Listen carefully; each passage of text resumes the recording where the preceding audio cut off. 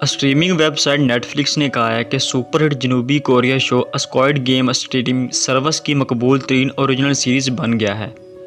एक रिपोर्ट्स के मुताबिक 9 किस्त पर मुश्तमिल इस सनसनीखेज ड्रामा सीरीज़ में कर्जे में डूबे लोगों को 45.6 अरब यानी कि 3 करोड़ 80 लाख डॉलर जीतने का लालच देकर बच्चों को खेल खिलाए जाते हैं और हारने वाले को गोली मार दी जाती है।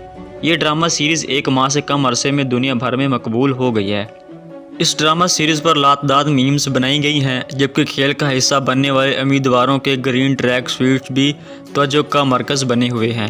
स्क्विड गेम ने जनूबी कोरिया में मौजूद जहरीले मसाकबती माशरे के बारे में बहस को भी जन्म दिया है और दुनिया भर में कोरियाई सकाफ़त और ज़ुबान में नई दिलचस्पी पैदा की है।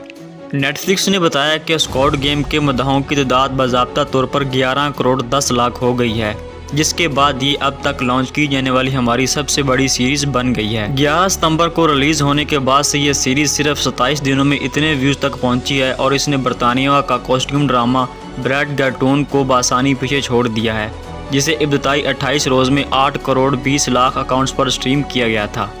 नेटफ्लिक्स अपने प्लेटफार्म के अदाद शुमार देखने के लिए महदूद मालूमात फराहम करता है और इस डाटा को मुख्तलिफ तरीक़ों से फराहम करता है।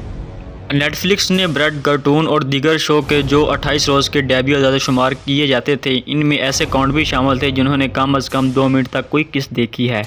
स्ट्रीमिंग साइट के शरीक CEO और चीफ कंटेंट ऑफिसर टेड सरेवेंट ने गुज़श्ता माह कैलिफोर्निया में एक टेक कॉन्फ्रेंस में कहा था कि स्ट्रीमिंग सर्विस हैरान है कि स्क्विड गेम कितनी मशहूर हो गई है। ख्याल है कि नेटफ्लिक्स ने कहा था कि कंपनी रवां बरस जनूबी कोरिया में बनने वाली मवाद पर 50 करोड़ डॉलर की सरमायाकारी करेगी।